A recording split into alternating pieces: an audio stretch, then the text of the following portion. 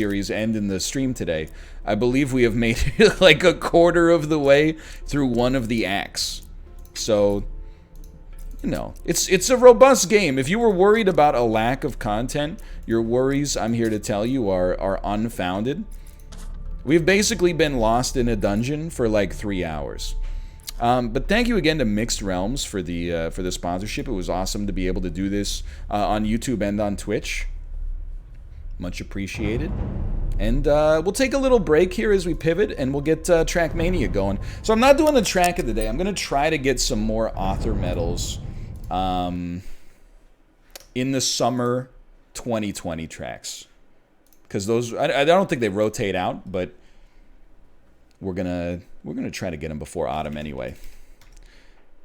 Cleaning up some Pog medals in Trackmania. Trackmania. There you go. All right, I'll be back in a couple of minutes here. Don't go anywhere. I'll even make sure... Oh, you know what? I don't even have any music on in Trackmania. So instead, I will load up Fall Guys just so you can hear the music while I'm urinating. How does that sound? We'll use it for the soundtrack. Thanks, Devolver. Just give it a sec. There you go.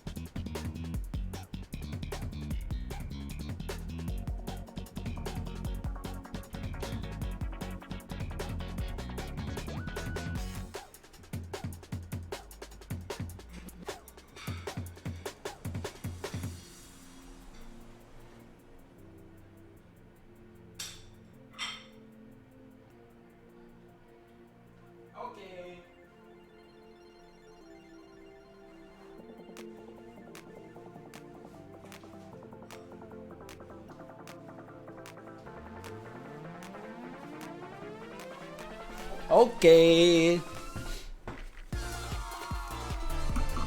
Hold on.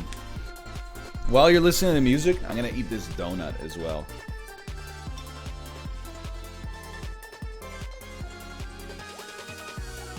But only the part with the icing. I don't like the crust of the donut.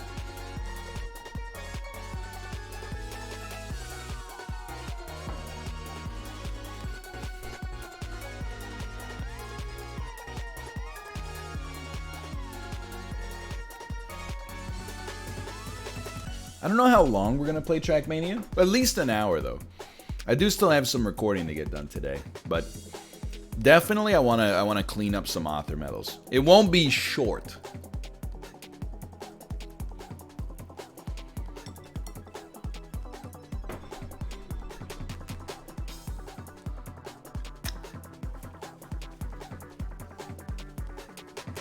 Like, genuinely...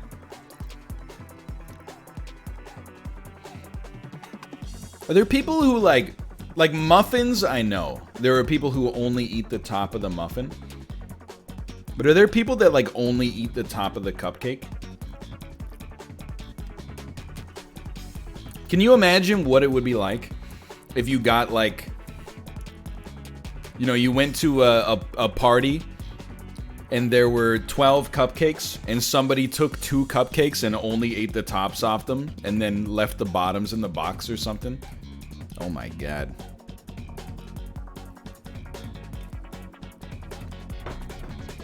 That's what not eating the pizza crust feels like to me.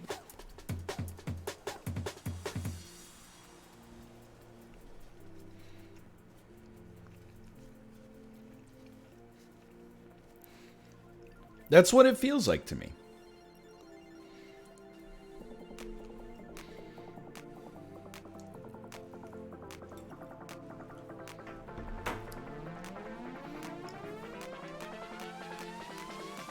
Sorry, it's a big donut.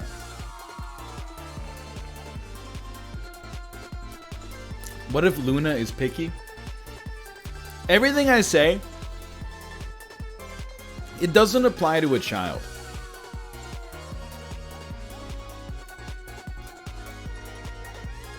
If you're under the age of, I don't know.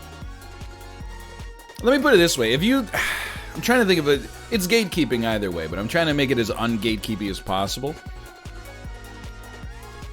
Until you're in charge of your own meals, I don't really care how picky you are. Once you're in charge of your own meals, if you still choose to be picky, that's where I get a little... That's where I get a little minkus.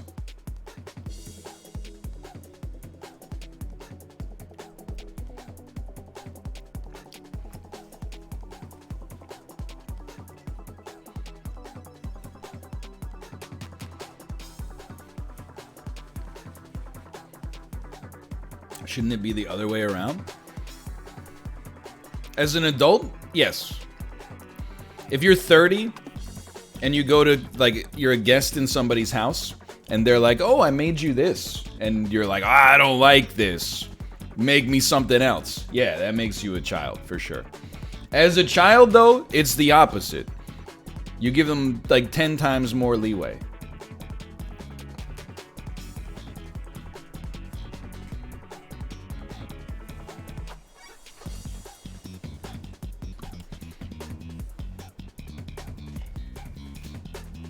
I do have an anecdote.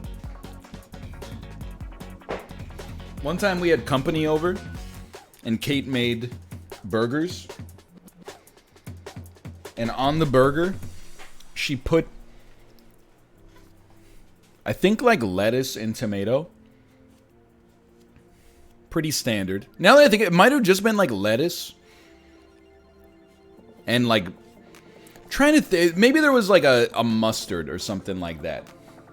It was a package deal, though, and the person that we had over took the top bun off and then scraped everything off the top bun and ate it. And I was like, don't get me wrong. It's your right. But also, I was like, that's a party foul.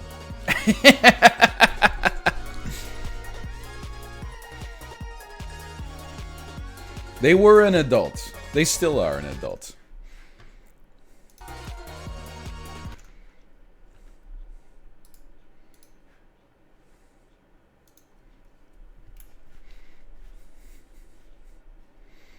Will they ever be invited back to your house? It's possible.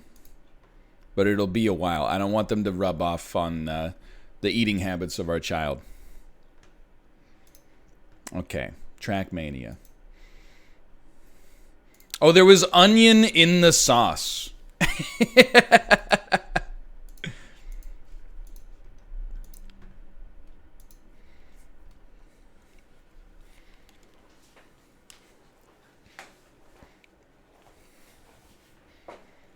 I think there are a few things. Like, here's my take on burger etiquette, okay? I know everybody's like, that's why you have a burger making station. But I mean, like, if you go to a restaurant, you have to order the burger without things. You don't go, hey, give me the classic burger. And then when it comes with, lettuce and tomato on it, go like, what? I just said the burger. I didn't even want buns, you know? There's like a few things that come built in to the burger package that I think there needs to be an exception made for by the person when they come over. That's my take.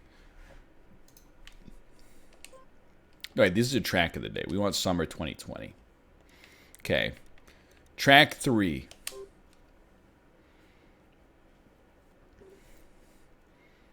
My boss can't have anything made from corn or any corn derivatives. He has to be picky. This is the obvious exception to the rule, Halkingard. I'm not trying to be a bad guy about it. But people are like, oh, what if I'm deathly allergic to peanuts? Yeah, but are you deathly allergic to peanuts? Or do you just not like the taste of pizza crust? You don't get to have stolen valor. Oh, I forgot about this son of a gun right here, dude. This is not the track we should have started on.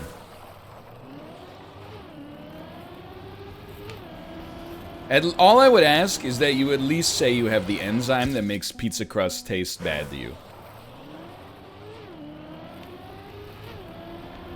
I'd give you a little bit more respect as a result. This is what you get for being an ICE sympathizer. You're not wrong.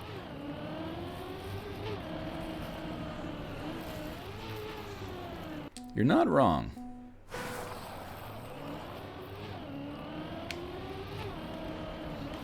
I'm gonna put together a list of foods I've never tried and send it to you. Like, the thing is, people think, like, I get heavily triggered by picky eaters, but it's not the case at all.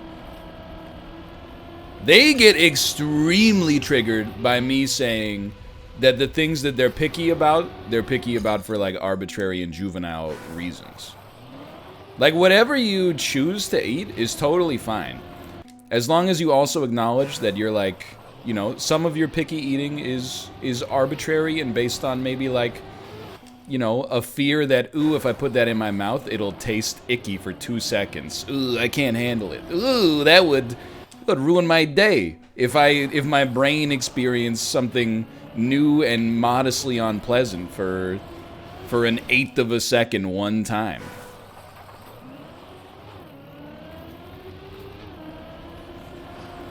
Why eat stuff you don't like? I have an answer for it. It's a good answer. Most picky eating is picky, biased towards foods that are not good for you in the first place. Most picky eaters are, and not all, some picky eaters are like, you know, I only like salad or whatever. But most people that are super picky are like, I like deep fried cutlets of meat and French fries and corn. And I don't like water. It tastes too watery for me, you know? So I think there is an argument for one reason that you should eat foods you don't like to at least learn to like them is because it'll probably be, you know, a big positive for your health in the long term. Well, we've improved. Top 600 British Columbia? How many times should you eat something before you decide it's not for you? I would say, like, you're gonna laugh. I would say, like, once every 2 years until you die. And then it also depends on, like, how bad it tastes. If you're like, I'm not really into it, I'd rather have X, you should try it. Keep trying it more often. If you bite into it, like, there's some foods that when I bite into them, I'm like, I do not want this at all. You know? Like, when I eat sea urchin, it just tastes like gasoline to me. That, maybe once every, like, 5 years, I'll be like, maybe my tastes have changed. I'll go take a look. Hold on, this is the one. Do you order food you don't really like? It's more like, if I look at something on a menu, and there's something that looks like I would like it, but then it has, like, an ingredient I'm not a big fan of, I will order it anyway, and then give myself the opportunity to try the ingredient that I've previously thought I don't like. And sometimes I'm like, hey, I was a fool. I like this now. That was a good, oh! Okay. Big change. Big change. First author medal in the books. Like, because I was a picky eater. I've been on the other side of this. You know, when I was a kid, when I looked at a menu, it would be like, oh, chicken strips, French fries, ketchup. Can't order that, right? I gotta go find something else. So I would go through the menu and do like matrix multiplication until there were like, I don't know, like 2 things on a 30 item menu that actually qualified for me. Now I'm like, I mean, I'll level with you. This take is not me being enlightened. This take is me being stupid, but also it's funny. Sometimes I will like barely look at the menu. Especially like right now because of COVID.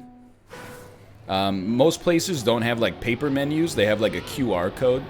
So I'll like scan the QR code to get the menu on my phone, and then I'll pass it to Kate. You know, she's pregnant. She's a little pickier now. Not picky, but a little pickier now. So, you know, she'll take a look at the menu for a little longer, and sometimes they come around to take our order before I've even really looked at it. I just look at it while she's ordering and go like, I'll take like, you know, the 4th thing I see or something.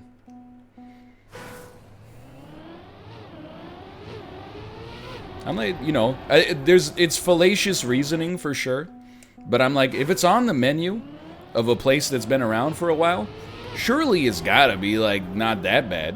And you know what? Usually it hits the spot.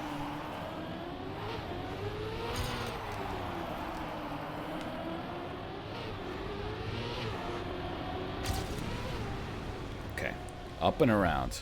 Not up and around. No, you don't say surprise me to the server. You're gonna laugh. I'm not trying to throw him under the bus, but that's a mouth classic.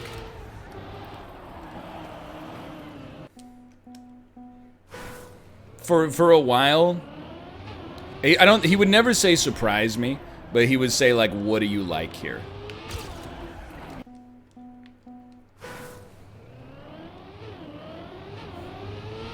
And I would bury my head in my menu.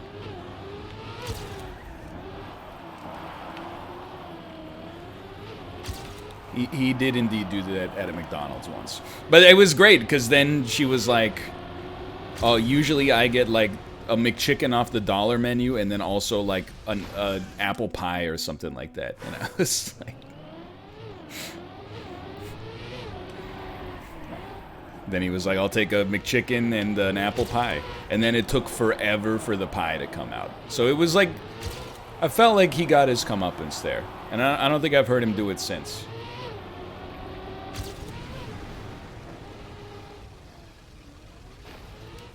Bro, how do you take this one?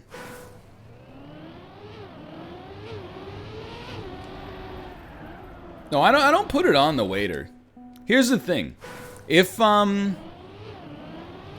at a place, I would never, no matter how fancy it is, I would never ask the server what's good here, what do you like, etc., etc.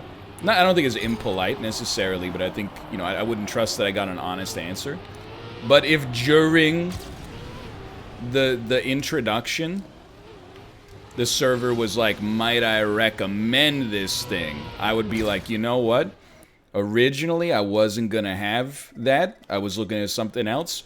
But the way you see, you're like, oh, there's a beautiful sea bass on the menu tonight. And I'm like, ooh. Sometimes you go to a fancy place and they're like, if I may, sir, there's a beautiful sea bass on the menu. And I'm like, I trust this guy like with my life right now.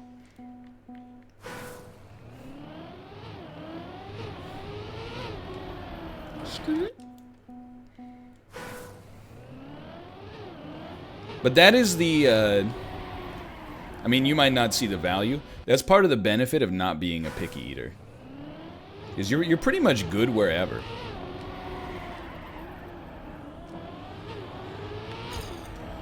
Like, I guess I got a real question. Is like, what if you're a picky eater? Like, what happens when you travel? Like, if anything, because I've been a picky eater, like, I'm motivated to try to break you out of picky eater programming. Because I don't think a picky eater, 9 times out of 10, I think picky eating is psychological, not like genetic. That's my opinion. I don't know if there's any actionable, like, if there's any studies on it.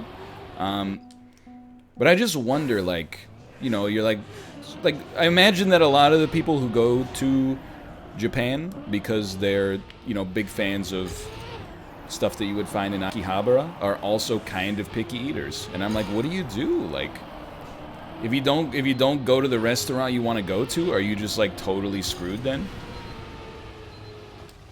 All right, I'm gonna go turn off our security system.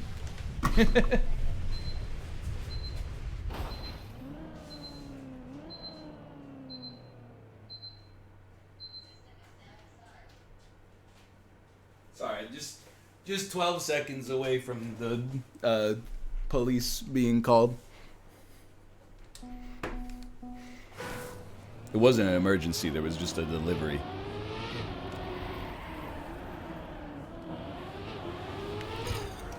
He is bald. You're not wrong.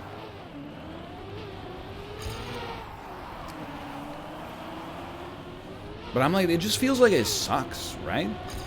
Like, you just starve if you're like, oh, we're gonna go out to eat at like a traditional Japanese restaurant tonight, and you're just like, oh, I don't like soup, I don't like vegetables, I don't like rice, like. Yeah, but you're not gonna like go to McDonald's every day. That's crazy. Hold on, we did this wrong. Should be play alone. Okay, there we go.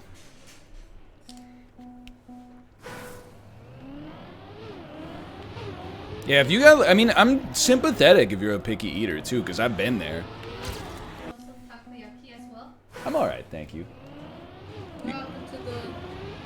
That was a donut? Oh. It's like you rubbed the... Oh, you ate the chocolate dip one. I did eat the chocolate dip donut. So the last thing my wife said to me before I opened the donut box was, you can eat anything but the original one. So I ate my least favorite in the box, which was a chocolate dip donut. And the thanks I get is her saying, I wanted that one. Because I was leaving the good ones for you.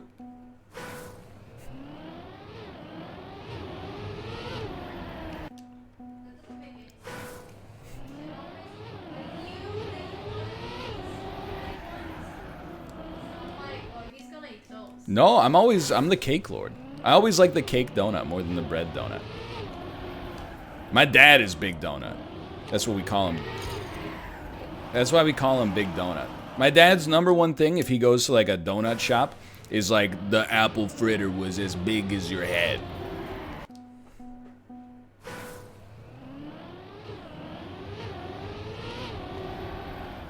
Skirt. But I get it, because, like, you know, I was a kid, I was a picky eater. And sometimes you go over to, like, you're in, like, a prison of your own creation, right? You go over to your friend's house, and they're like, oh, we're having tomato soup. And you're like, well, I guess I'm going to starve then. Don't you want to at least, like, put a spoon into the bowl and try it and see if you like it? No, I'm worried that it'll taste so bad that I'll never recover, you know? You're stronger than that. Try a little bit of the tomato soup. If you decide, like, oh, I don't like it, even if you don't like it, you know, just eat it so you don't starve. Like, you... or, I don't know, it's just kind of strange to me. Just fake it for a bowl. Just eat the bowl, and then if you don't like it, you leave and you go, oof, that wasn't so good. You know, you talk about it in the car on the drive home, and you say, next time we'll bring pizza.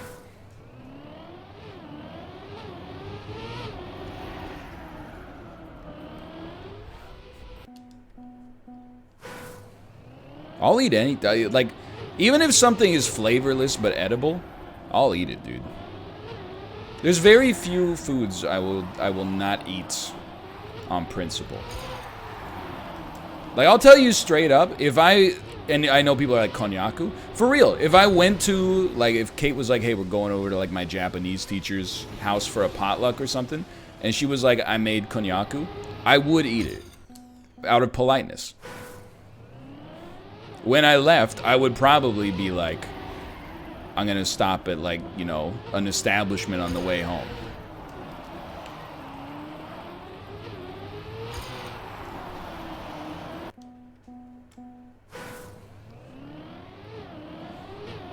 The only I'm trying to think of, like, what I would not.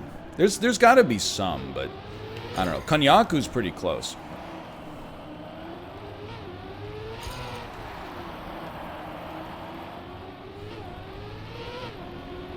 blood sausage. It depends on the situation. Like, I don't really like blood pudding or black pudding. If it was part of, like, a breakfast that I ordered, I would not eat it. If I went to somebody's house for breakfast and they were like, I made homemade black pudding, I would eat it, yeah. And even if it fucking sucked, I would be like, wow, that's delicious. You gotta give me the recipe.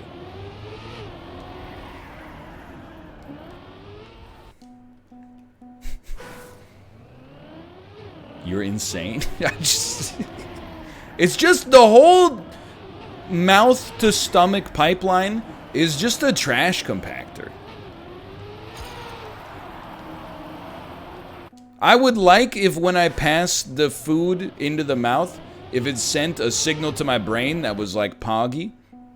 But when it sends a message to my brain that's like, it's not really for me. I'm like, you know, let's see how the small intestine feels about this one. Oh, it's got nutrients in it. Okay, still likes it.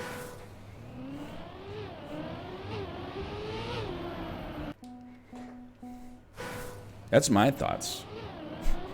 It is polite. Dude, the politeness test is for sure passed.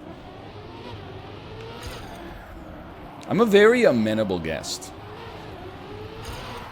I told you, I never make substitutions at restaurants. I'm not trying to flex about it. But like, if I go to a restaurant and they're like, you know, I want something, but it has something on it that I don't like, I'll still get it. I'm like, you know what? If you think this will be better with sauteed mushrooms on it, let's give it a try. Okay, I'm being gaslit by chat again. Richard asked, so does Kate cook you things you don't like all the time? No, I like the food that Kate cooks. But she knows, like, hey, I'm not the biggest fan of mushrooms. She'll still put mushrooms in it. And you know what? When I get it, I eat them. Because I'm like, they're good for me. They go well in the broth. And then also, there's been a couple of times recently where normally I kind of like force myself to eat the mushrooms. But a few times recently, I've been like eating the mushrooms and I've been like, you know what? I got the choice to take a bite of salmon next, or a little bok choy, or a little mushroom, and I go for the mushroom. And that's how I know. That's how I know I enjoy them. But I guess, like, it's not even that I don't have a low amount of foods that I dislike the taste of. I think it's more like, for me, the cost of eating something that is not that good is so low that I just keep taking at bats, you know? But I also know that psychologically, like, I remember, this is an embarrassing story, too. I'll just let you know. This is from when I was probably 11 or 12. I was at Burger King with my dad, and I ordered a burger, but I forgot to order it completely plain. So it came with, like, lettuce and tomatoes and, like, mayonnaise and, like, pickles and stuff on it. And I was so upset that, like, my dad was like, why don't you just eat it? And I was like, I don't like it. You know, oh, it's gonna make me sick. It's so disgusting that I actually cried in the Burger King. And I think my dad was so embarrassed that he went up and ordered another, like, plain hamburger. So I've been there on the picky eater front.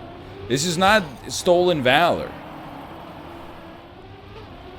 I understand the psychological, the pull it seems to have on you. But I'm like, there is a way out. There's a way out of the self-inflicted prison if you want it to be there.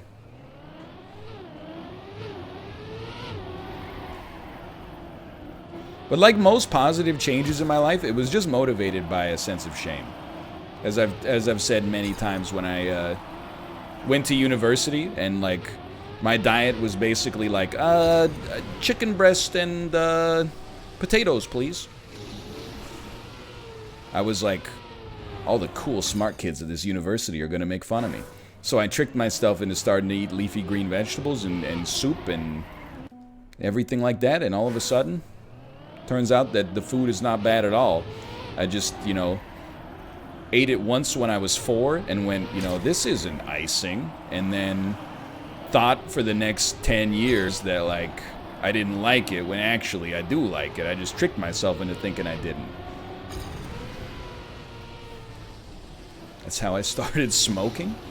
Well, you don't apply the logic to things in your life that you don't want to get. Yo! Okay, there's author medal number 2. All right, we're getting there. Keep it moving. Oh! Isn't that literally the logic? I just, like, don't take this too much the wrong way, but I do worry about chat sometimes. I mean, it is the logic, but you just don't apply it to things in your life that are harmful. That's like, oh, well, going to the gym once a day is good. Building good habits is good. Should I start shooting up heroin once a day? No, you should not start shooting up heroin once a day. You should apply the good logic to things in your life that you want to apply them to. Things that, you know, bring value to your life. You shouldn't just unilaterally be like, everything should be done once a day. Doesn't make any sense. Now you tell me. And again, there's different variants of picky eater. I would never be like, oh, you have to eat things that you don't like. Like, I don't expect you to be like cooking stuff on the regular that you're like, I don't enjoy the flavor of. But it's like, if you're in a situation where you're a guest in someone's home and they serve you something that is like mildly not up your alley, what happens then? Are you gonna either starve or, like, you know, I mean, I hate to say it, but like, then this is on other people, it's not necessarily on the picky eater. But if you're at dinner, you know, with like 7 or 8 people, and then like one of the people is like, oh, sorry, I don't eat cucumbers, and they're like, are you allergic? And they go, no, I just don't really like them. And they just sit there while the other people are eating. It kind of harshes the vibe. It doesn't have to harsh the vibe, but it does kind of harsh the vibe a little bit. It kind of gets, it's almost like a, you know, come off it, bro, the Joker's awesome sort of vibe.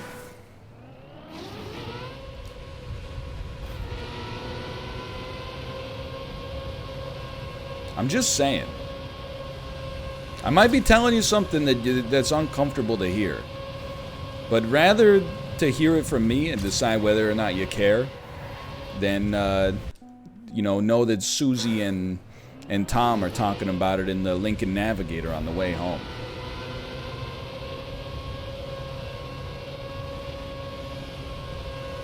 I'm trying to prepare you for a life of dinner parties outside of Twitch TV, which adults go to constantly. Just they can't shake a stick without getting invited to a dinner party where everybody dresses up in suits. When you get there, somebody has a silver tablet with a glass of champagne on it, and you go, ah, yes, please. Nice to see you again, Miles.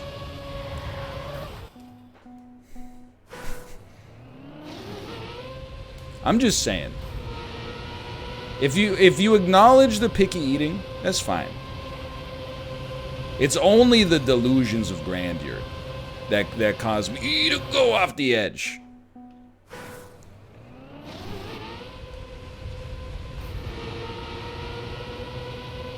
Not Miles, Dan's son. I'm talking about miles per hour from Sonic.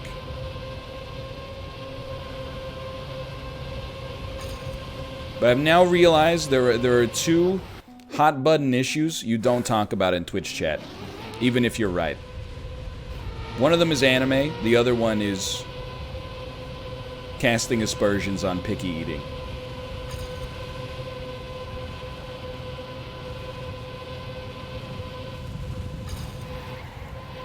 Hold on, grip it and rip it.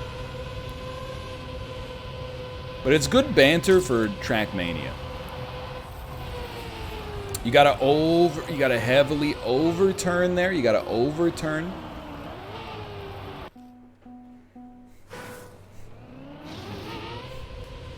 But I mean, come on. Crust is what started this whole thing off. And I'm like, if you're not eating crust, it's not a picky eater thing. That's like, I think most of us can agree you should be eating the crust off your bread. And the thing that scares me is that people are like, what if your daughter doesn't? Well, I'm like, well, my daughter has that right, because she's, you know, gonna be like 5 years old. If you're like an 18-year-old and you're like, or, you know, a 38-year-old, and you're like, oh, why does your 5-year-old daughter get a pass? But like, I don't. It's because she's 5, dude. It's like if you put the square block in the square hole and the cylinder block in the cylinder hole, I'm not gonna clap and be like, great job. I'm gonna be like, that's cool, dude. But like, you know, is my sandwich ready yet? Now, I'll admit, if she comes home at like, she's like 25, she makes a sandwich and she cuts the crust off. I mean, if anything, you should pity her, because she's going to be exposed to the logic that you see from me right now 24/7. So, again, there will be words. But we'll figure that out as it comes. A little high on that one.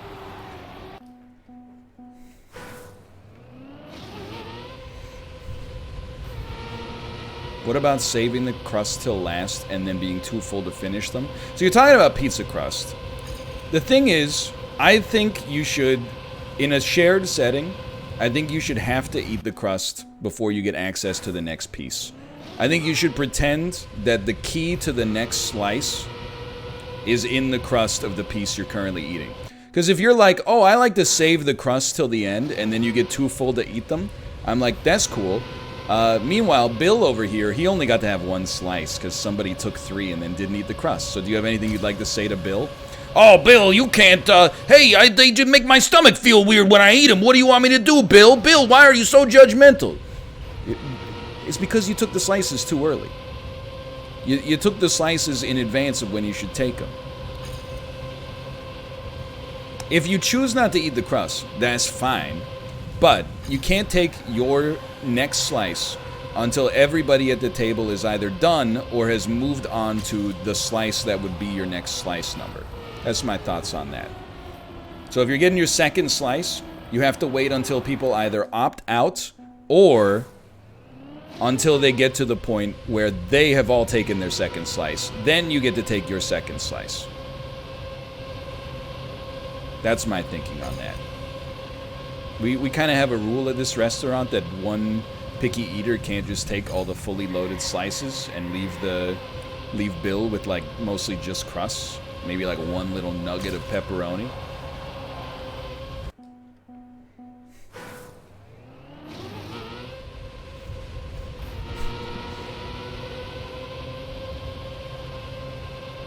You know what's fucked up? If you don't eat the crust, people are like, oh, that's normal, let him be. If you eat somebody else's crust, people lose their fucking minds. What? Like the germs are gonna pass back through time.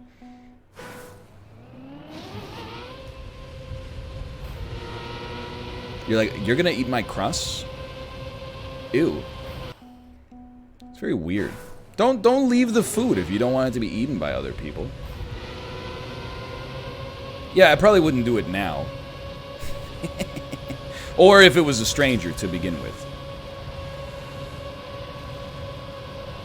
But people will really be like, hey, this drink's good. You should try a sip of it. Oh, hey, can I finish your crust? Are you insane? That has my saliva on it, you weirdo.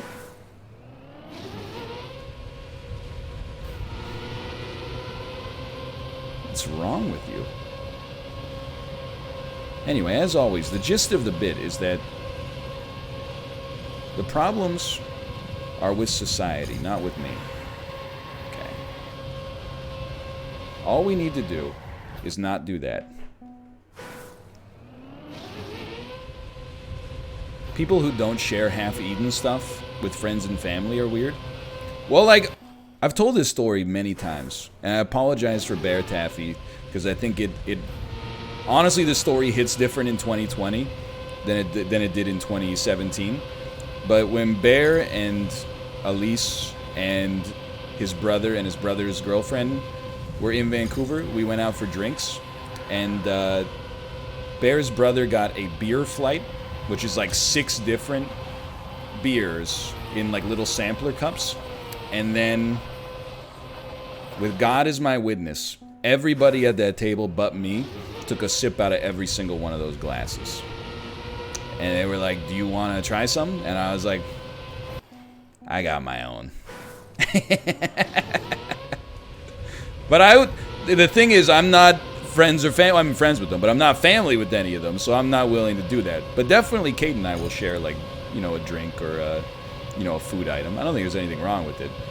With like 6 people, though, that's where I'd start to be like,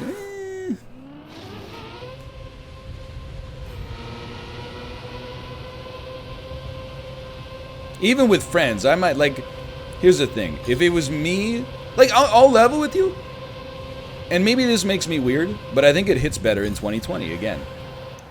I don't want to take a sip of Malf's beverage. We're close friends. I don't want to take a sip of his beverage. And I also would not want him to take a sip of mine. My wife, sure. We can trade drinks. Or foods. But even for Malf, I'm like, I just don't want to expose either of us on that level. I'm not going to be like, hey, give me a sip of your drink and then not take a sip of his, or vice versa. I like it both ways. You know? I have opened my drink sharing bubble to one other human being. And, you know, that's how it's going to be. I guess 2 other human beings soon. But apart from that, I don't want to share a drink with friends. Unless it comes, you know, in like a bottle and you pour it into 2 glasses. I don't want to drink from the same cup as a friend of mine, honestly. Okay, come on, just grip it and rip it, dude. Just grip it and rip it. We're gonna have speed. We're gonna have speed.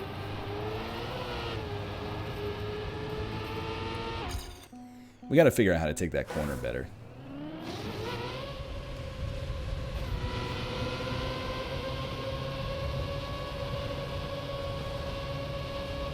It's the ice, but it's the ice uphill that's throwing me right now. Okay, that's a good turn. That's a good turn. You oversteer it. Yeah. How are you getting so much faster than me there? Do you share drinks with your parents? I would not, honestly. Like, if my dad and I were at a restaurant and we had 2 different beers and he was like, hey, do you want to try mine? I'd be like, not really. Just to be honest. Why not? Well, because the benefit you get is like a little sip of a beverage. And like the cost that you get is like exposing yourself to, you know, maybe if they've gotten sick but they're asymptomatic right now. The benefit is like super low relative to the cost.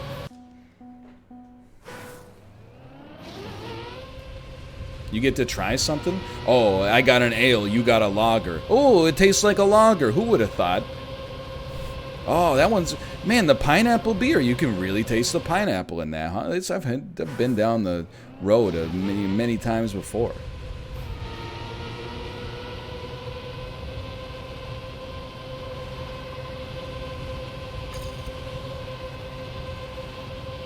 Doesn't excite me anymore. Is this only for COVID times or forever? I'll share a drinking receptacle with my wife. COVID, no COVID, bubonic plague, you know, listeria outbreak, mad cow disease, I don't care. My philosophy there is, you know, we're in this together. Whatever I got, she's gonna get. Whatever she's got, I'm gonna get. Come on. Grip me. I want you to grip me. But... Crap. Inside COVID, outside of COVID... I mean, now I would be like... Instead of being like, no, if a friend asked me to share, you know, their glass, I would more be like, are you crazy? Also, how are you even going to offer it when we have to stay 6 feet apart? But no, I don't really... I mean, I feel like the reward is so low relative to the risk, which is low but potentially, you know, more devastating. It's not like you're gonna take a little sip of a beverage and be like, oh, this was, you know, if I get sick, this was worth it. It's disproportionate, in my opinion.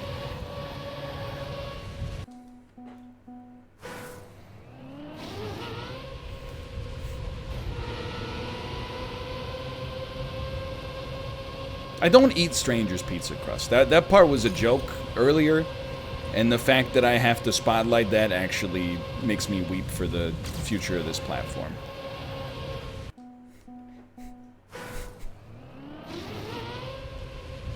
That scares the crap out of me.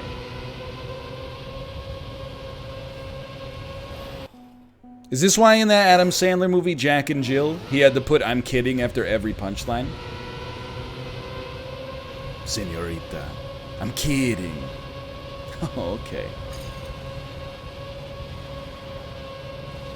Discourse like that is the reason we've had to deal with a laugh track for the last 50 years. Are there any movies with laugh tracks? I know you're gonna laugh at the assessment, but like, you gotta think that movies have been around for a long time. You're telling me there wasn't a movie in like the 60s or 70s that used a laugh track? Like some crappy comedy that we've never heard of because it sucked big? There's gotta be a movie with a laugh track.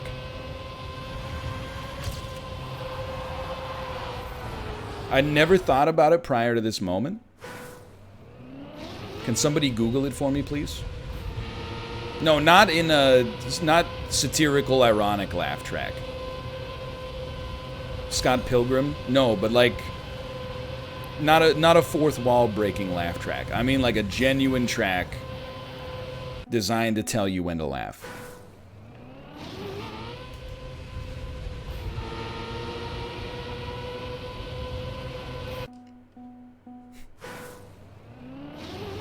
No, Schindler's List is just absurd.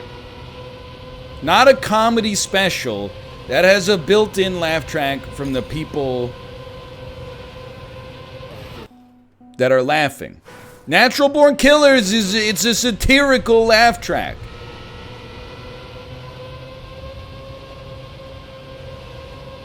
I'm talking about an unironic Three's Company Big Bang Theory laugh track.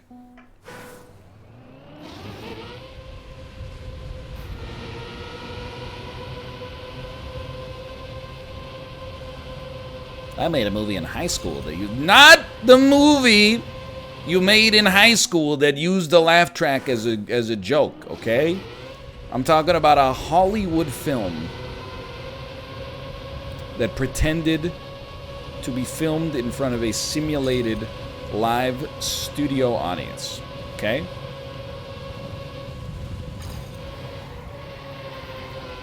Okay, keep it going.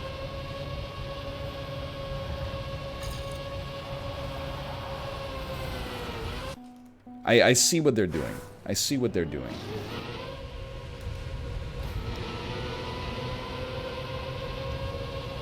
It's no surprise it's the tracks with ice where the author metal is freaking impossible.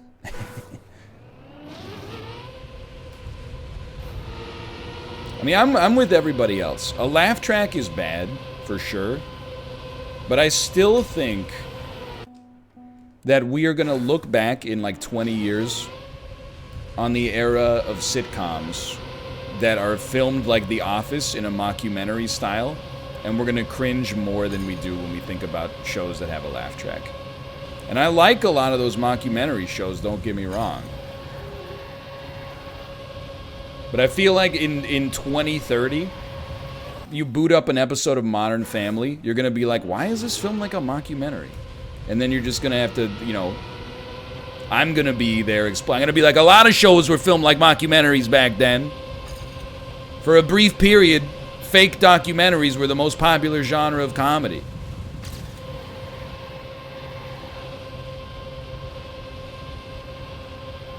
Okay, so you go a little wider. You go heavy turn, like right there. Faster. Faster! Faster! Bro. No, I don't cringe at Spinal Tap, because Spinal Tap was like one of like 10 mockumentaries made before The Office US. Like, I would hazard to guess that more mockumentaries have been made since the year 2005 than were made between the dawn of cinema and 2005. That's my take.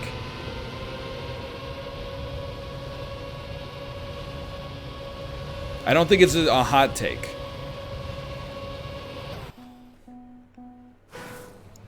Turn way harder on the dirt and then straighten out on the ice. Okay, I can do that. Where am I at in The Office? We stopped watching it. It started to waste our time about midway through season 6.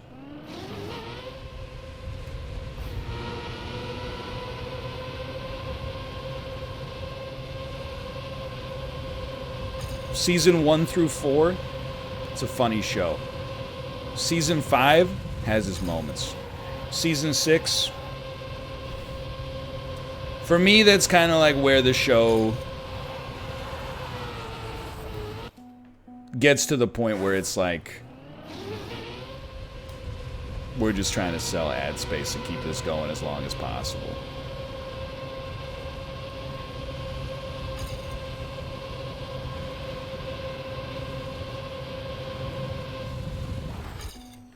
Like, Nellie's okay. The new Pam is okay.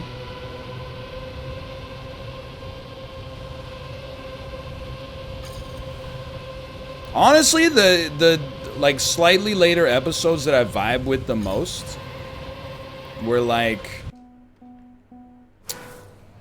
the ones where Idris Elba is in the office, because it gets like uncomfortable again, which is what that show needs, instead of everybody like begrudgingly having like a lot of rapport for each other. Like, I've seen people be like, I can't even watch the episodes that Idris Elba is in because he makes everything uncomfortable. And I'm like, that's what we need. That's what this show needs, a little kick in the pants of. It does the, you know, the show with the heart of gold stuff decently sometimes, but it just got a little too, like, we rib each other, but we all love each other at the end of the show for me. I miss when,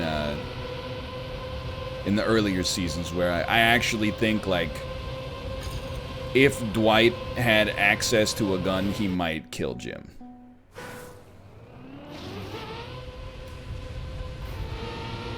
What do you think about Scott's Tots? I think it's a good episode. It's not even close to my favorite episode, but it's, you know, it's got some great moments. Michael Scott trying to give the kids, I forget the line, but when he goes like, you know, what do you need at college, or what do you need to go to online learning? A laptop. And what do laptops need? Batteries. I've got, you know, one lithium battery for everybody here. But yeah, the best episode is Dinner Party, dude. Dinner Party is, I don't even think it's close. Dinner Party gets me going. Folding TV, Snip Snap, Serenity by Jan. Jan's got her own Jandal business. I hate this course.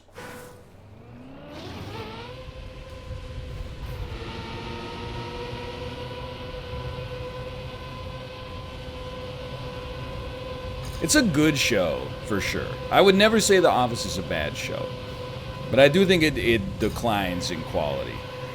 But, like, seasons, like, 2, 3, and 4, really good.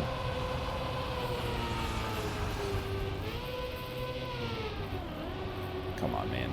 Come on, man.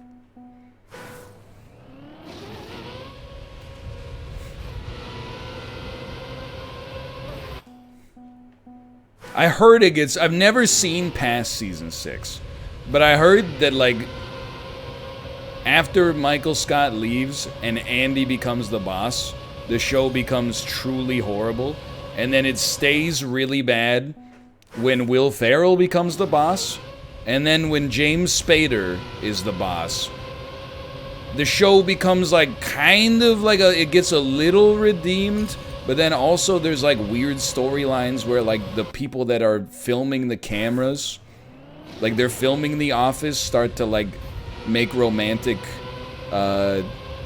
plays for Pam or something like that, and I'm just like,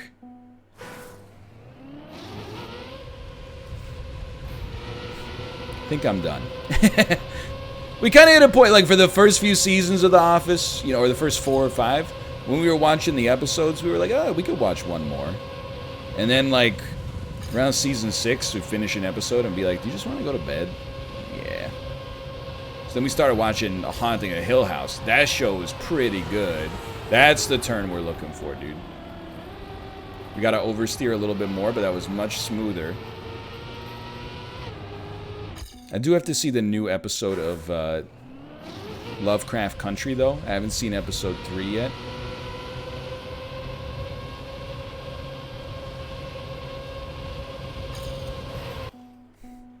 And then apart from that, I also watched like 3 episodes of the I Am a Killer, Now Released from Prison Netflix show. Not recommendable. Not really like a whole lot of entertainment value. But there's a great moment where, so the guy's been in prison for murder for 30 years, and then he gets out of jail, and he's really struggling with technology. And it's very relatable, because he's doing like the Windows diagnosis stuff, and he's like, click here to resolve the problem, and then he clicks there, and it doesn't resolve the problem, and he's like, what do I do? I don't get it. And then his girlfriend, which by the way, and I'm not trying to be judgmental about this, but he met this woman while he was in prison, and then he was like, can I parole to your house? And she was like, you know what? Sure. Okay, whatever. They got a relationship together.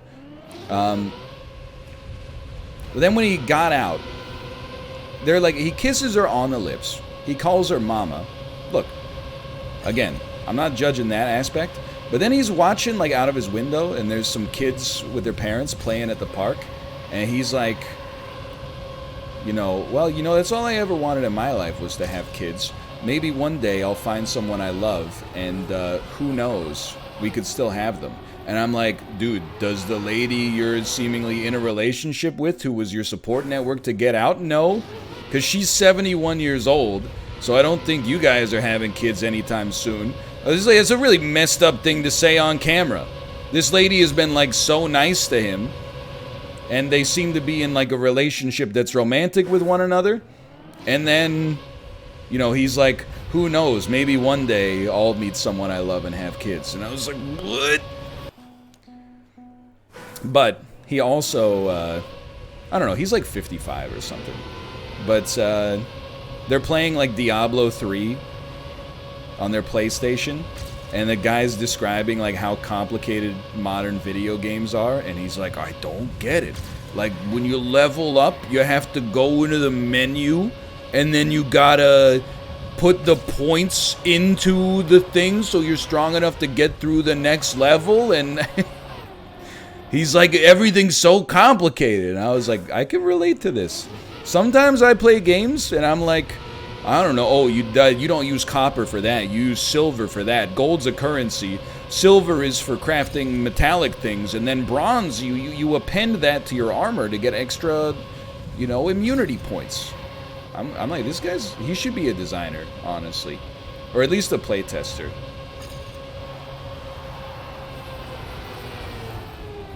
Alright, so I might be wrong, but I think this is the opposite. I think they do a gentle turn on the grass, or on the dirt, and then I think they do a heavy turn on the ice.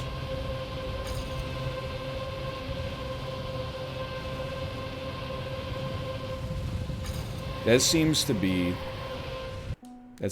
correct. Anyway, so that's what I've been watching. That and the NHL playoffs, but that'll probably be over tonight.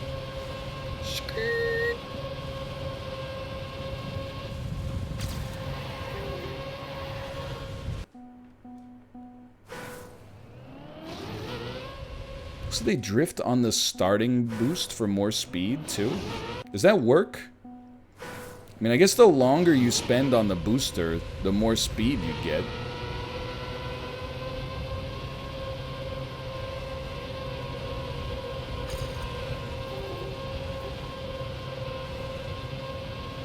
Reeves is living rent-free.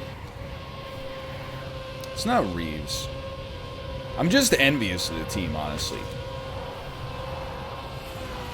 Like that, maybe? Oh, but we get so much speed up there. Like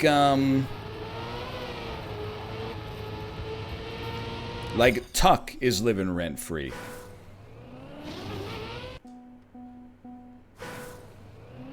The whole strategy of that fourth line, to basically just have Tuck get sprung and then catch like a lofted pass, is beautiful. It's beautiful gameplay. Slowing down might make you faster. So you think you slow it down into the dirt to not have so much slide up the ramp. Brake surprisingly hard on the dirt. Okay, thank you, thank you. So CK3 is hotly requested. Here's my thing with CK3. Reviews are amazing. There's literally never been a worse period of my life for a game that requires 35 hours minimum to even understand the basics of it to come out. It's like, it's really, really cursed timing. So I've been thinking that like maybe I'll play a little CK3, but at the same time I'm like, I don't really want to play it.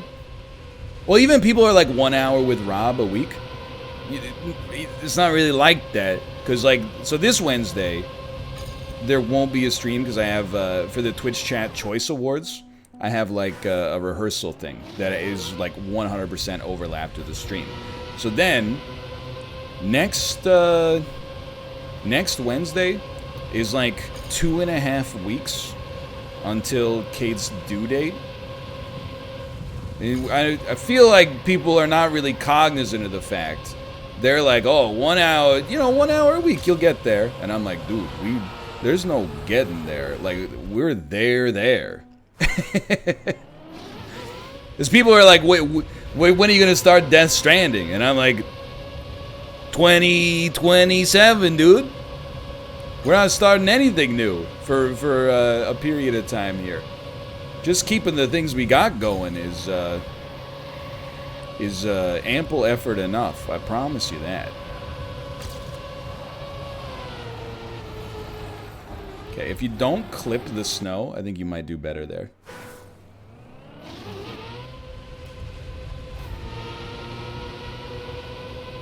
So I think there will... Like, my expectation is that it's just like... CK3 is just the worst possible time. Luckily, there are, dozens of other streamers you can watch play it in the first place. But if you're leaving a light on for me playing CK3, it's basically just the worst possible time. That's no good. I want to go a little higher there.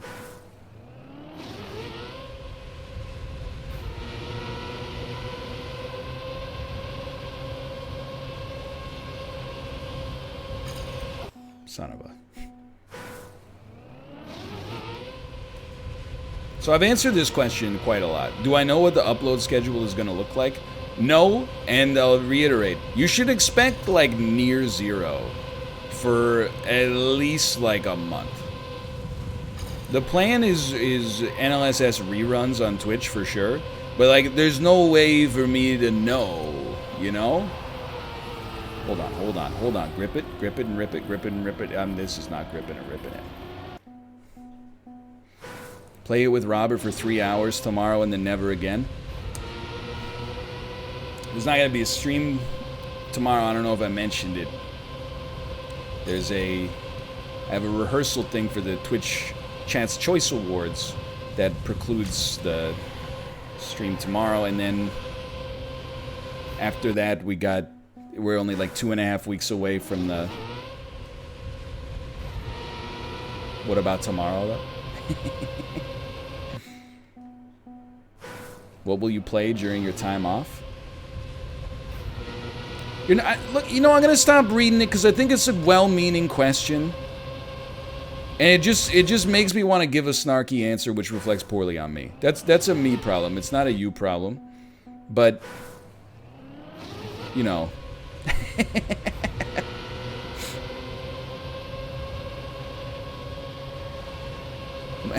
A child. I don't know what I gotta play in my time off. We'll see what time allows. You know, it's our first child. I don't know if I'm gonna have 10 hours of free time a day, or if I'm gonna have 10 seconds of free time a day. We'll figure it out. Come on.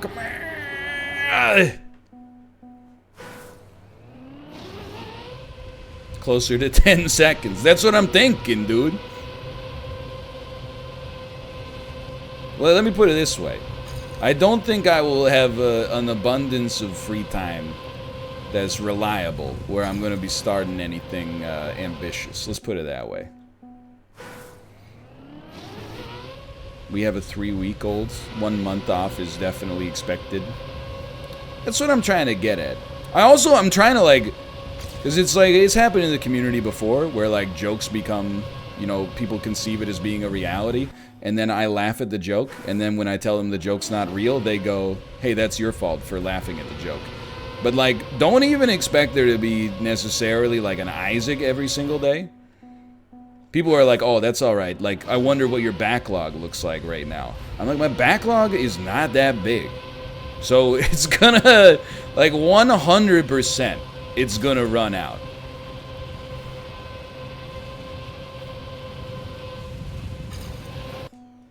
And if I'm getting tweets that say, like, where's Isaac? While I'm in the middle of, like, waking up from my slumber for the 7th time that night, that's gonna be, like, instant mute territory. Like, right now, I would love to be like, I'd laugh at that, ha ha ha. But in the moment, at 5:03 a.m., I'll be like, see you never, chat.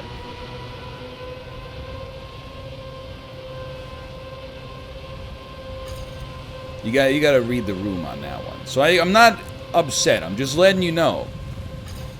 And you're probably, because this is the way YouTube works, there's gonna be like comments that you read that are like, hey, where's the videos? That's where you come in. It would be flippin' sick if you replied to those people and said he's having a baby. Because you would think that, like, people would know if they're a big enough fan where they're watching the content daily and would miss it. You would think that over the course of thousands of videos that cover it, they would have heard about it at some point. But the truth of the matter is that ain't always the case. The other one is, and I apologize, this sounds short, but I don't know how else to respond. Will there be no NLSSs? I'm not like a caretaker of the build, like the CEO of Twitch, you know. I'm not here in the back end with like Google Calendar being like, okay, Dan, can you cover my shifts? You know, it's up to the people. If you want to see streams at the normal times, talk to the people you want to see. I'm sure it would surprise me for sure if there were not some kind of coverage there. I'm assuming that with people that are on the NLSS having those afternoons open, they might stream a little longer or organize their own thing. But again, A, it won't be on my channel, and B, it's kind of the same situation if at 3:21 a.m. I get a tweet that's like, hey, is there going to be an NLSS today? Probably that's not mute territory, but I definitely would just put my phone in I'd put it back in my pocket.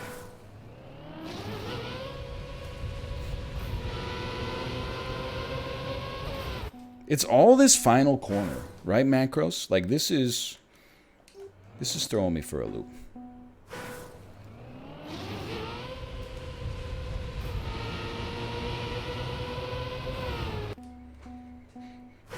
Is Kate gonna stream? Kate is also not gonna stream. If anything, like, is substantially... Like, I'm gonna be busy and exhausted in all likelihood. I'm ready for that. But, like, the mother's job is, like, at least 5 times harder. I don't know what metrics I'm using to quantify that, but, like...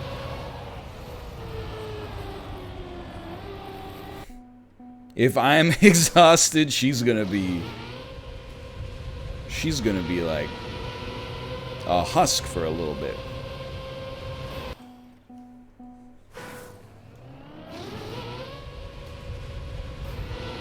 You would make so much off of a Tomo stream, put it in science and tech.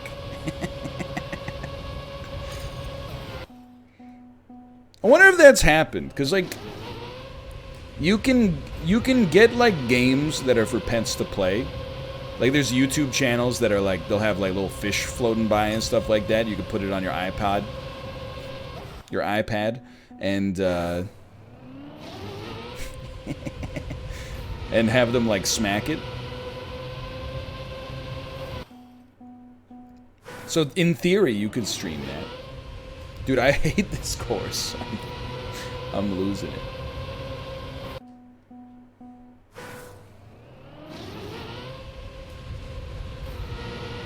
Anyway, so that's, like, I'm not trying to be short about it, but, like, you'll notice a recurring trend, which is that the answer to almost any question that you have about content surrounding the window of the birth is no. So if your question is like, what about this? The answer is like, no. Or it's I don't know is the other one. And that's when people are like, well, will Dan stream when you're on paternity leave? And I'll be like, I mean, I don't know. Let me pick up the red telephone and call him up.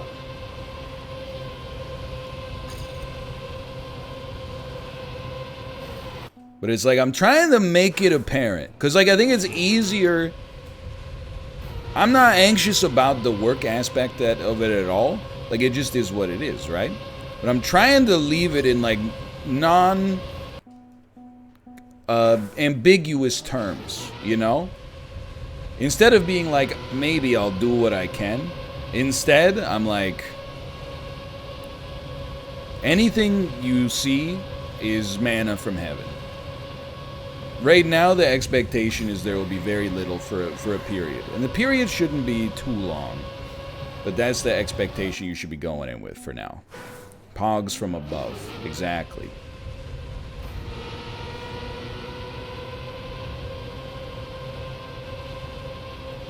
Your mana for nothing, and your clicks for free. Okay, no glancing. Let's just get the author medal, dude.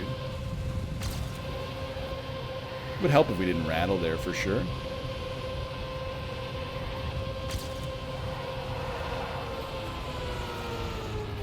Why are you going so high on the ice?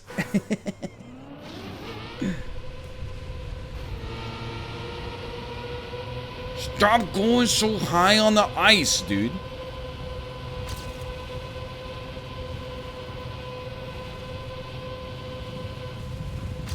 But no, I saw a question, and, you know, I can't glance, so I gotta draw from my chat memory.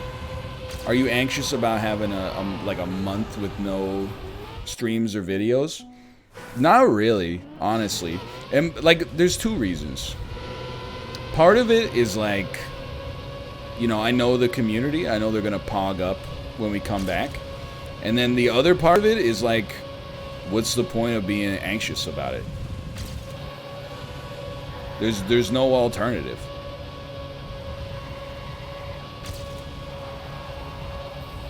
You're going too high, brother. You're going too freaking high.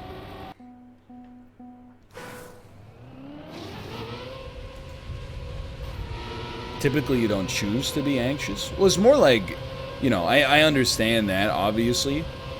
But I guess the nicer answer is no, I'm not anxious. Because, like, I think I would be anxious if I was like, oh, it's going to be so hard to keep my streaming schedule and also take care of a newborn.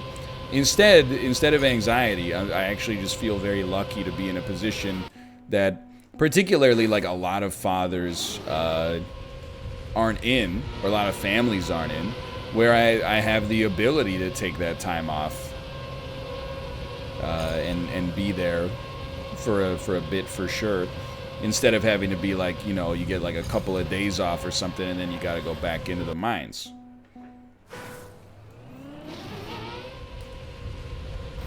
That's more the way I look at it. Like, I think people might have the impression that I'm like, oh, this dang baby's gonna screw up my work schedule. Instead, I'm like, man, I'm glad that, like, I've lucked into a job where I can take some time off for this, you know, once in a lifetime event.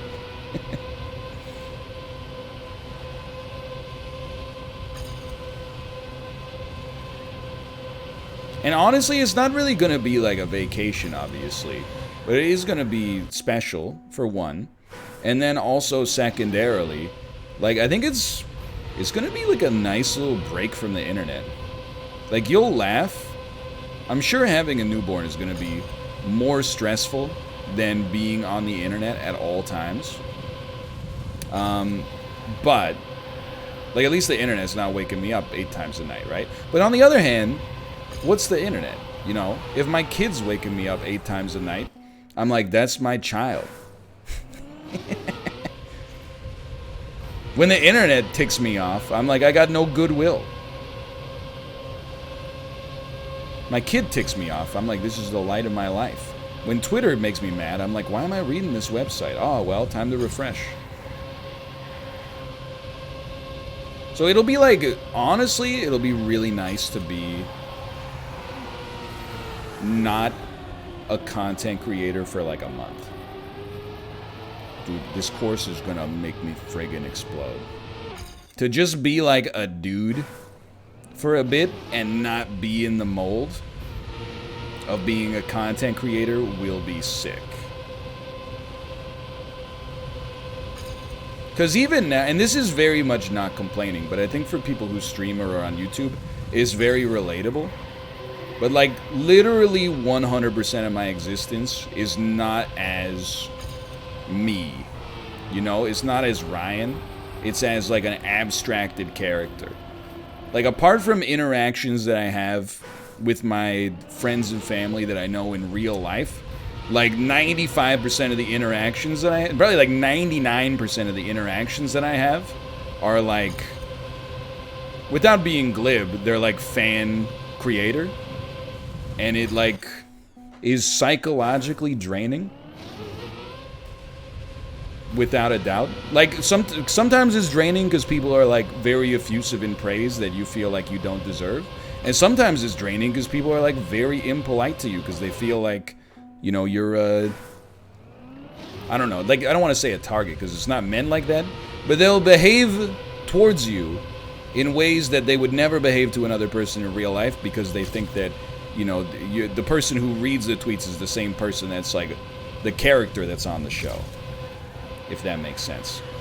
And then even then, like, some of the conversations that I have with friends and family are related to, not just to work, because that's common, but almost like they'll ask me about things that like happened on stream or on video.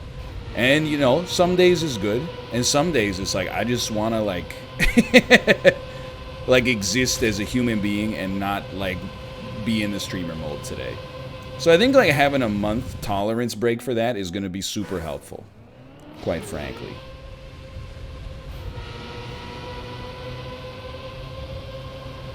I think that's going to be the other positive. I'm going to, you know, be around for the birth and the period immediately after. But then like also I'm going to just be able to like be a dude and a dad for a month. And not have to worry about also, you know, I think it's going to help me get my priorities in line better.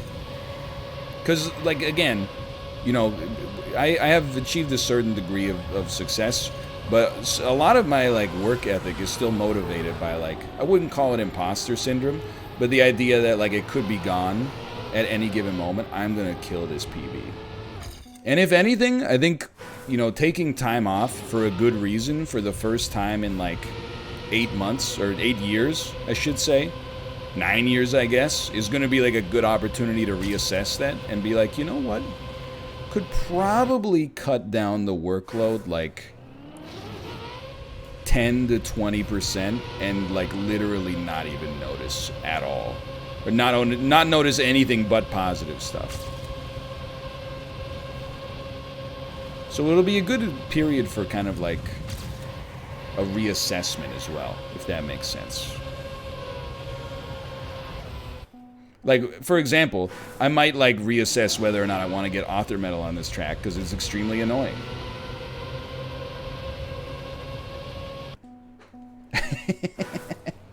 And now I'm reading the comments in chat and I'm like, you need to slow down. And I'm like, are you talking about the track or are you talking about my professional life? I don't know. I feel like I'm in a comedy that's rife for misinterpretation. Brake as soon as you hit the ice. Okay.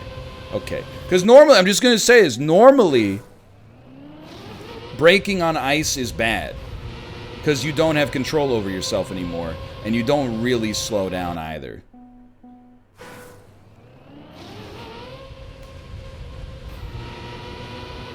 I would advise against braking on the ice. Yo, Macros, I'm guessing the answer is yes. Did you see the Trackmania Track of the Day video? Where you just randomly were my ghost for gold? That was wild. I was pogged up. This is the hardest author metal in the summer set. Alright, then we're bailing on this for a minute. I think we'll probably do 25 more minutes of Trackmania, is my expectation. That is like a... I'm trying to think. We started at like 11:20. It's a pretty long stream. Oh, dude. Some tonkatsu?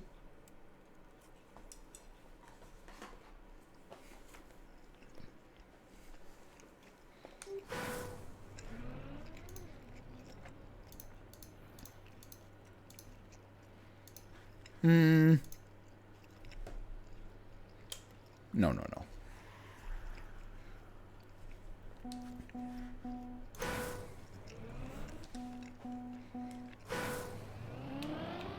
Have you played anything with a plot recently?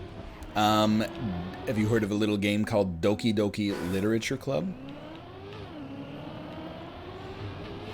That's interesting. I would have thought you'd have to do the Sidewinder here. You actually go over the humps. Besides that, no. I mean, there's plot in Fall Guys, but it's emergent gameplay. We create the plot ourselves.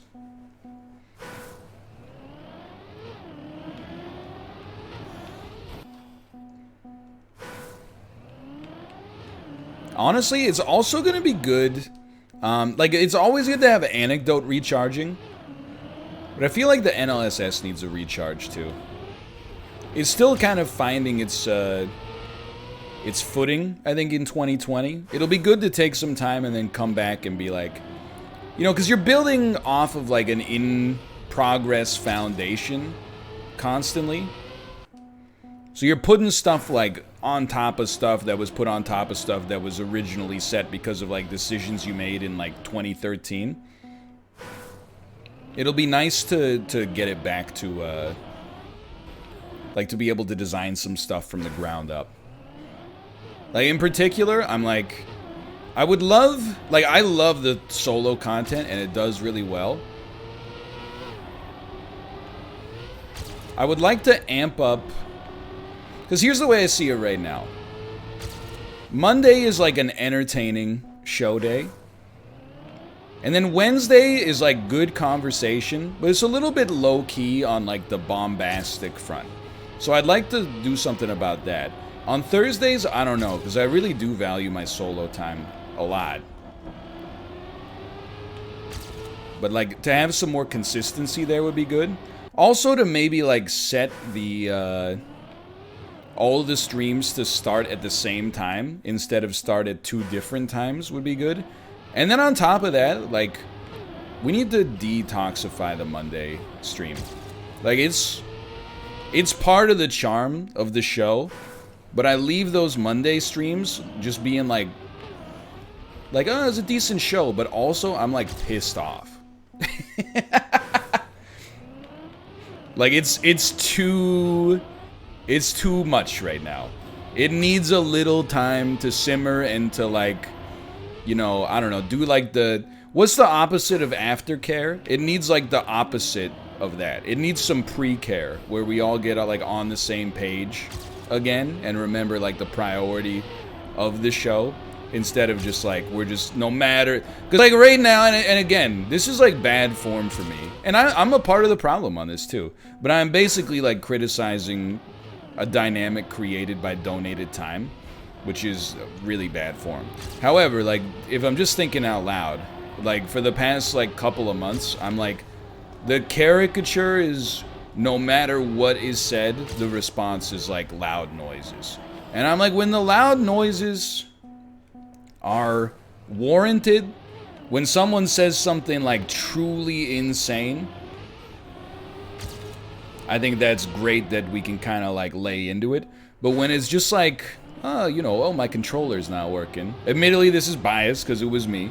But, like, you know, my controller's not working. And I'm just hit with, like, a cacophony of, like, non-stop yelling while I'm also trying to solve the problem. I'm like, this is my version of hell.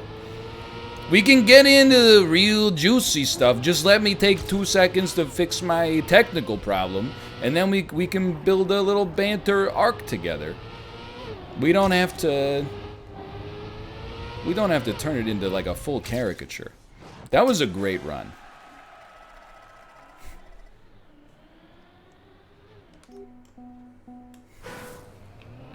It's a hell I built for myself to some extent. I agree, but but I'm like, that it needs a reset for sure. I think you can keep the vibe without it feeling like openly antagonistic. And lately I've just felt openly antagonized.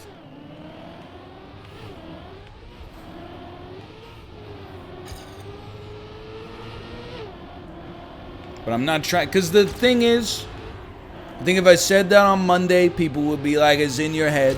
But I say it on a solo show, people are like, you're right.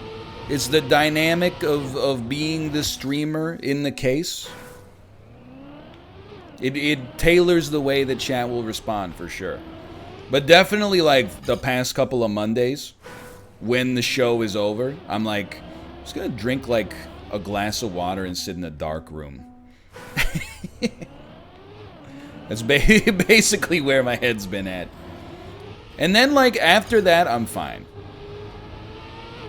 But it's doing, like, probably long-term psychological damage that, you know, is probably good to get out in front of, would be my expectation.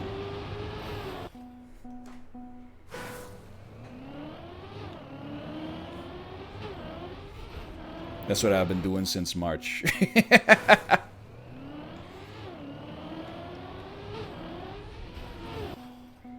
I mean, it is a bit. And again, I'm not trying to reflect poorly on other people at all. It is a bit, but then, like, it's not.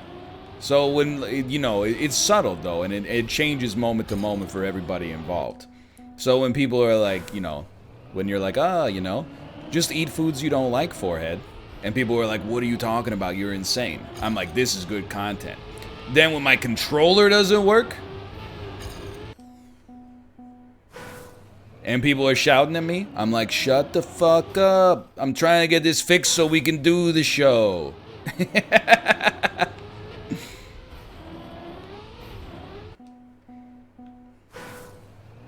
Anyway, I'm just thinking out loud again. And we're talking about it in the back channel as well. I've made my opinion on it known, but we need the reset's gonna do us good, is what I'm saying.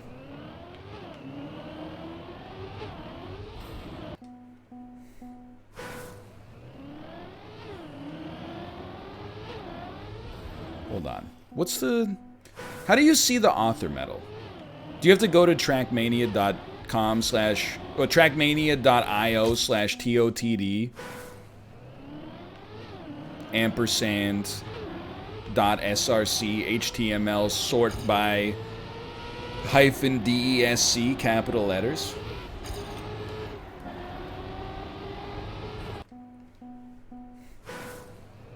I also just got the author on this. I'm gonna admit I underestimate, because I've been doing so many tracks of the day. And the track of the day author medals are definitely harder than the summer ones. I was definitely guilty of thinking that these would be like a cakewalk. 33.605. So we got to cut off like a second. Fair enough.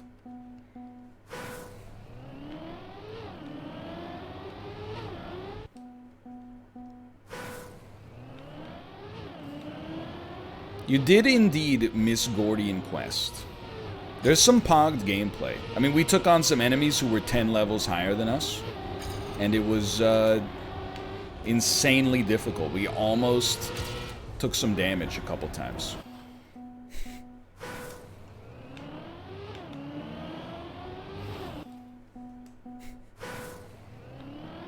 Yeah, they're not gimmies. They are easier. I mean, I wouldn't even say they're slightly easier. Like, some of the author medals lately have been, like, ridiculous.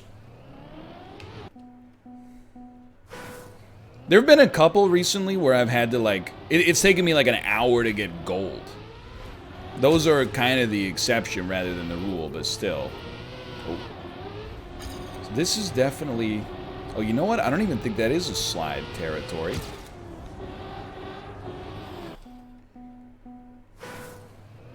Today's track is good. That's like the one video I have to do later today.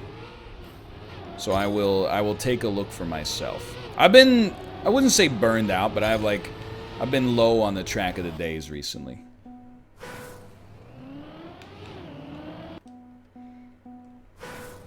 So the Wednesday, no show because I have this rehearsal thing with Twitch. Thursday is the awards show. So it'll be, I believe there is like a central kind of feed, and then the streamers who are involved, which includes myself and Bear Taffy, as well as a host of other notable streamers, will be hosting individual segments, individual categories, and then we have an extension that will be enabled that will allow our chats to vote on who wins the award for our specific category. So we'll each get control of it, or essentially we'll get the main feed for a little bit on our own hosting capabilities. So I believe my category, don't laugh, is best single player announcement of the summer. I have to double check at rehearsal tomorrow. So get pogged up. We get to choose the best single-player announcement of the summer to the best of my memory. I'm not going to say I'm cheesed at Bear Taffy, because I'm happy for the opportunity one way or the other, but Bear messaged me and was like, yo, I can't believe it. I got best indie game. And I was like, dude, that's sick. What does mine say? And then it was like, best single player announcement. And I was like, all right. We can do it. Don't get me wrong. But when I think about the games that I play a lot of, it's not necessarily single player games, but I digress. But then I just thought, you know what? This is a unique opportunity for our community on Twitch to give an award to something that maybe other communities on Twitch would not give an award to. Let's just leave it at that. I know what game I'm putting my weight behind anyway, but I'll save that for when more information comes out. It's not Deadly Premonition 2 because that was announced in the spring. It's only, I think it's for games that were announced like between like May and August 1st. So we're narrowing it. I mean, the games are already on the nomination list, I think. So you can see for yourself what's available there. And probably you can take a guess at what I'm going to throw my support behind.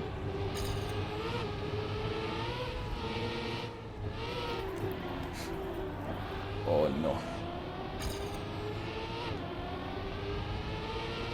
Probably some deck builder. Probably got no games.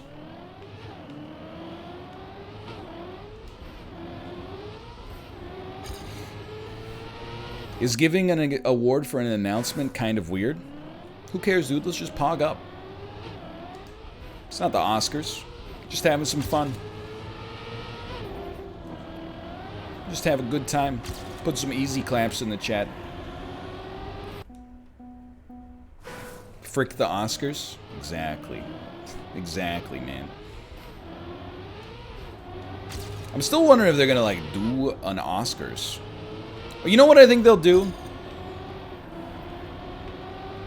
I bet they'll make the eligibility period longer and still run them the normal way. Because I thought they announced that they were going to move the Oscars to like the end of April or something like that.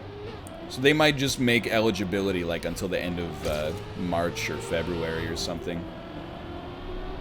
But then, like, I mean, that sounds well and good. Maybe. But then you're like, man, that's, you know, in the whole scheme of things, it's not actually that far away when you consider that, you know, when this whole song and dance started, people were like, it'll probably be over by Easter. At the very least, you know, let's just sit back and by September it'll all be sorted out. Now we're talking. Follow the skid marks. Just like when you're trying to find mouth at the Mexican restaurant. Okay. You had to cut a second off. We cut off 3/10.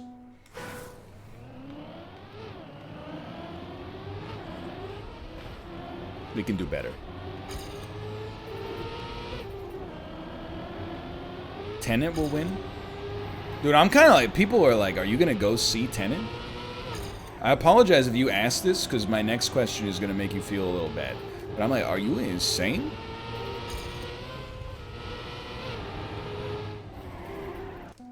Like, when it comes on pay-per-view, video on demand, whatever, yeah, I mean, I'll pay $20 to watch Tenet in the comfort of my own home. Am I going to go to a theater to see it? Absolutely, you couldn't. No movie on planet Earth right now will get me to go to a movie theater. A few months ago, I might have said something different. That was when we were in BC. We were having, like, you know, 2 cases a day. And we were like, oh, we're so much better than everybody else. Now is fricked again. There is no film. Even if you were like, oh, they're going to release, like, Infinity War 2. Well, okay, that doesn't make any sense. Even if they were like, we're going to release, you know, a surprise Endgame 2. I would be like, no spoilers, please. I'm going to wait 6 months for it to be out on Disney Plus or whatever. There is no movie that could get me to a theater right now. Because they're talking about, like, it's not even just, like, the social distancing. It's, like, now the theory is that it binds to droplets that get recirculated into the HVAC system. So being in the same place with recirculated air for any length of time is, like, dangerous. And I'm like, I don't know, man. Like, I wanna read some interviews with people that went to see New Mutants in theaters and just be like, talk to me. Like, just explain to me what made you go see New Mutants. Of all the things that could get you out of the house, this is the one, huh? I'm not even, like, mad, because they're probably gonna be fine. But I just want to know. I just want to know why specifically it was New Mutants that motivated you. Dude. Let's go. Oh, baby! That was a tough one. The other thing is, like... You know what? We should probably do 20, huh? Oh, no. Never mind. Oh, I hate this one, too, though. This one's a piece of garbage. But, like, I know you can, like, wear a mask in the movie theater. But at the same time, I'm like... I don't even think it would be a comfortable experience just because... Like, if I'm out and about and I'm wearing a mask, no big deal. But if I'm going to view something... I'm not saying I wouldn't wear a mask at the theater. I'm more just like, why would I even go to the theater? Because my glasses are going to be fogged up for literally 99% of the movie.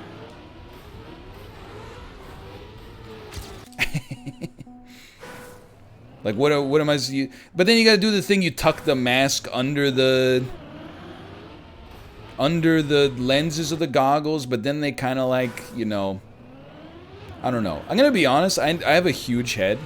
So I have a reusable mask.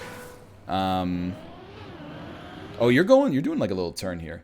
I have a reusable mask. That's pretty big. And then we have like a box of like surgical masks that are like one-time use. Neither of them are big enough. I need like an XXL mask. I'm not putting on airs. I've got a friggin' huge head, dude. Even the large reusable mask is like, it's not enough. Sometimes, like if I talk, it either pulls up under my chin a little bit, or it starts to come off of my nose. And I'm like, this is a disaster.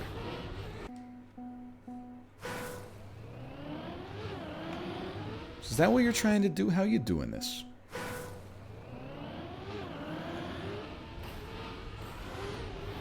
You know what? I'm just gonna let you go and see what you do. Oh! So you go diagonal to not get airtime. That's weird. And difficult. How do you do that, dude? That's crazy. Oh, you do a little skirt!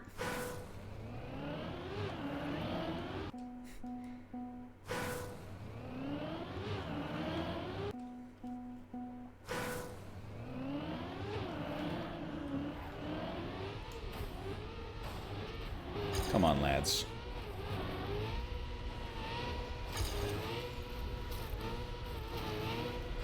Send it. Dude, what the? That's so easy. That's better than I did in the whole 15 minutes of the Golden Goblet in like the first try.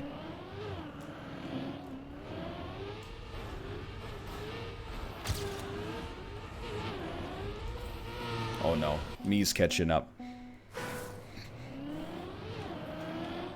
So you slow down on the first bump. Then yeet it full speed. Instructions unclear. Head stuck in ice. This level does suck real bad. I'm trying to Wario Stadium it. Mission failed. Like, okay, what about skirt? Then send. The old skirt and send.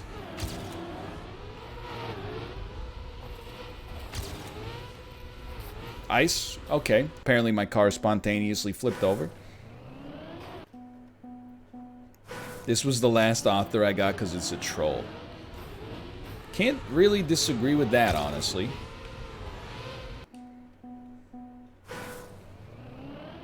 I mean, the fact that, like, this is in the 20 summer 2020 tracks, or 25, it really, Makes you wonder what number 26 that got cut looks like, right? That thing must have been an abomination.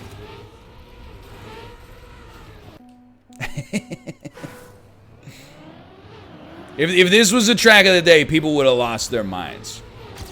The Ubisoft Nadio forums would have melted down. It would have been the most posts they ever had in history.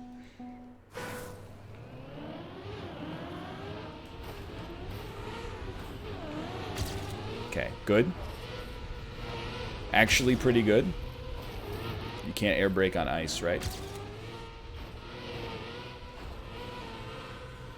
Well, we still beat our previous self. But we lost like a second at the end. But you also have like no control over it at the end, so...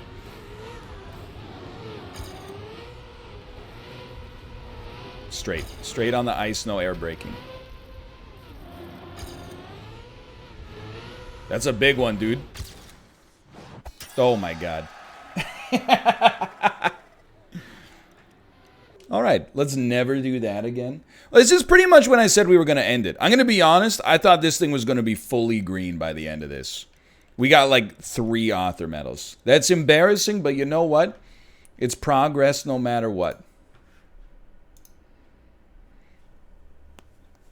One second, to shake out the shoulders. We do, if we get 20 and 17, we got full golds. There's no doubt about that. There's no doubt about that. Let me see. One moment, please. Couples, don't make me feel bad about the silvers in there. Is Twitch okay? Both Sinvicta and Apollo are live with no game and no viewers right now. I'm not, like, not 5 viewers. Like, no game in the directory and no viewers in the counter. Maybe they just went live to play some Amongst Us. Butcher? So, for real, I said Amongst Us as a joke. And then Sinvicta's stream title is Amongst Us. So I think that's a sign. I'm going to send you over to Sinvicta. Enjoy your time watching Among Us. And enjoy the moshed pit. And be nice in his chat as well. It's a fun stream today. Thanks for being here for the sponsored stuff and everything else. And I'll see you on Thursday, because I will be live on Thursday. But tomorrow, yes, no stream. I might even be live long on Thursday because of the fact that there won't be... like, the chat choice awards start when the Thursday show ends. So, we'll see how we're going to structure the stream on Thursday, but we'll try. Anyway, later!